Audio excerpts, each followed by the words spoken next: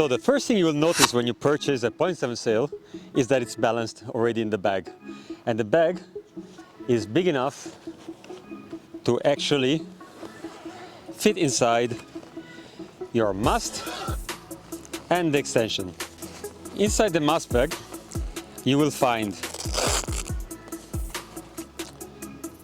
a pin top in case you break it or you lose it, a button tensioner, a button key, and spacers for the cambers if it's a camber sail. I'm going to show you today how to rig the flat water sails, which means the AC1, AC2, AC0 and ACF. They all have the same way of rigging, meaning that the steps are the same. Of course, the cam sail will have an extra step, which is putting in the cams, but for the rest they're all very similar. 4 steps to rig a sail. One is downhaul, one is the boom tension, the button tension, and last the tack strap at the bottom of the sails. At the bottom of the sail you will find all the specs that are needed. So it's a mast 430, here we have a 430 mast, luff 463, which means that you need a 36 extension, 36 centimeter extension.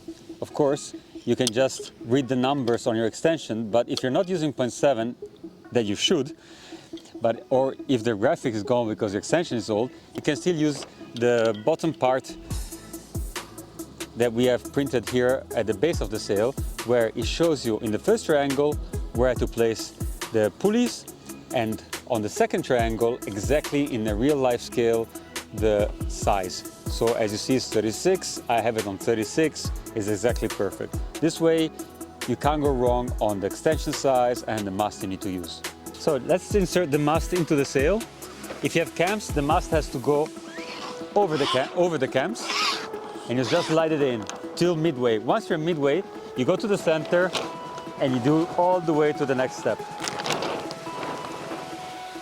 In the past you had to go and check if the sail pin was entering the mast. Now you don't have to do that anymore, so it's one step less.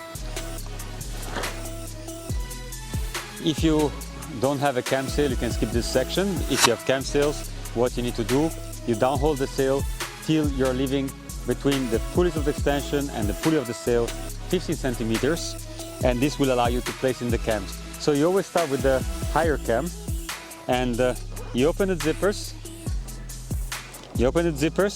You put your hand behind the camber on the button. You press down with your right arm. With the left arm you hold the mast from the inside of the opening of the boom. You pull up and press down, and with the knee you just place in the cam without any power.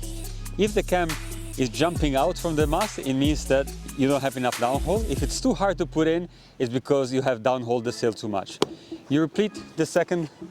For the lower cam, you hold the extension with your right arm.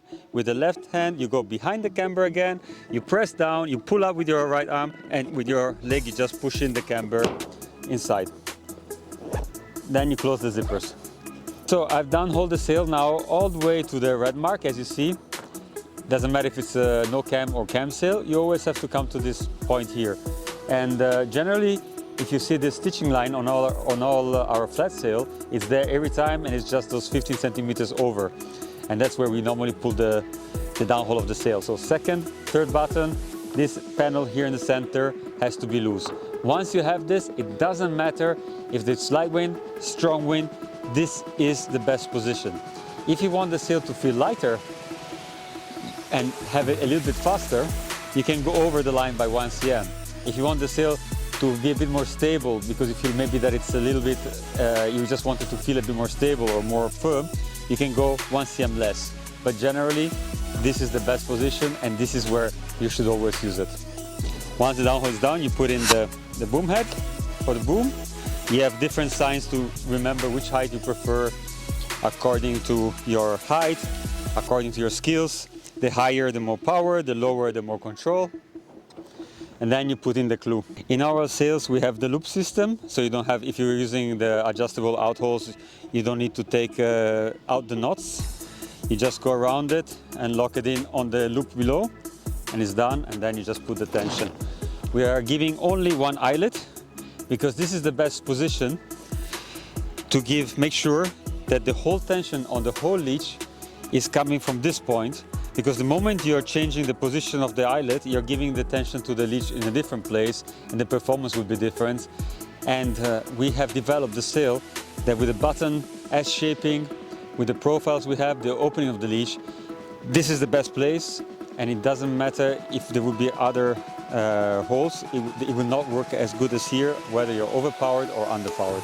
So this is just an automatic system which makes it very easy, plug and play, one position, and that's it. Regarding the outhole tension, if you're using the adjustable outhole, you will feel yourself what you like. So if you release, you give more profile to the back of the sail, you will have more backhand power.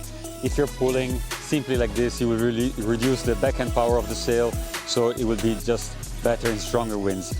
If you're not using the adjustable outhole but just a normal rope at the back, first of all, I would advise you to get the adjustable outhole system. Second, if you still don't want to have them, you can compare to the boom size that we give. So it's 204, like it's written on the sail. Let's say that 202 would be for the medium wind, 204 for strong wind. So you release 2 cm if it's like not so strong the wind. If it's very light, you can release even 4 cm to the max. And if it's strong wind, you just put it all the way to 204. So you have 4 centimeters range. Step 3, which is the buttons tensioning. You can be happy at 95% by just using the sail as you receive it. But if you want to increase by 5% your performance of the sail, what I personally advise is to release all the buttons on the sails. So by releasing the button means going to the right side of the button key turn. And once I'm released to 0, what I want to see is that I start putting tension and the main wrinkles at the back of the button disappear. The buttons just need to follow the profile of the sail. They're not here to be over-tensioned, because if you over-tension the buttons, what happens is that you get profile at the back, and this will make the sail unstable and slow. If you put too much button tension, the second thing which could happen in cam sail is that you're going to block the rotation of the cams, which is what you don't really want. So my advice is, like, for the 2 buttons under the boom, you put tension just enough to remove the main wrinkles, and that is it. For the 2 buttons over the boom, once you have released them completely, you will get a lot of wrinkles, of course, like you can see here in the sail. And I just start putting the tension as soon as the first wrinkles are gone, and as soon as I feel some tension on the button key, I just stop. I try not to have any tension on the 2 buttons over the boom.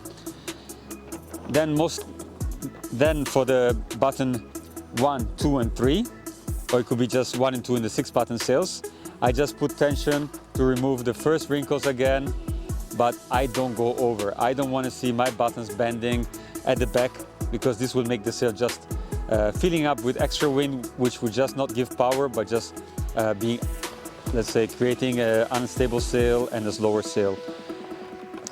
What I do though, on the top button, sometimes I check that there's a bit more tension, because it's working a lot with the reflex of the mast, so sometimes it's always good to check that you have a bit of tension on the top. The rope, I just put it through, I put the rope through the given hole for this. I just fold it quickly, put it into the mesh pocket of the sail, so you don't have to stay and roll it around, simple to put in. We have the tech strap. Tech strap is again something that gives the performance to the sail, meaning that the wind, if you put tension, will not be able to go out from the bottom. So it will give you extra power and especially stability. So what happens is that if I over-tension the tech strap by exaggerating this way, I'm actually creating more profile to the lower button, which will give me, yes, a little bit more power perhaps for light wind, but at the same time will just make the sail lower. I don't like to put too much tension. What I prefer to do is just to put an initial tension, just to make sure that the lower part of the base has tension, but still it allows the back of the sail to open up, so that even in strong wind it's depowering, I have more speed and a much higher control.